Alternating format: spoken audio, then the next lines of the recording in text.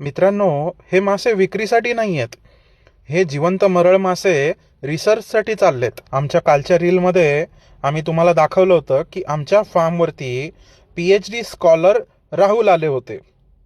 काही दिवसापूर्वी त्यांनी आमच्या फार्मवरती येऊन निरीक्षण केलं, मरळ माशाविषयी प्रश्न विचारले आणि खूप महत्त्वाचे इनपुट्स घेऊन ते गेले. आज आम्ही पुण्याला आलोय, रामकृष्ण मोरे कॉलेज, आकुर्डी. एवढा वेळ नाहीये, फार्मवरती व्यापसुद्धा खूप आहे, पण रिसर्च नाही थांबला पाहिजे. कारण भारतामध्ये मत्स्यपालनात नुकसान कमी ज्ञानामुळे होतं.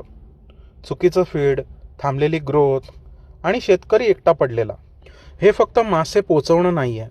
जिवंत माशाचं ट्रान्सपोर्टेशन म्हणजे एक स्किल आहे. पाणी, ऑक्सिजन, तापमान, वेळ, एक चूक झाली तर सगळा खेळ खलास.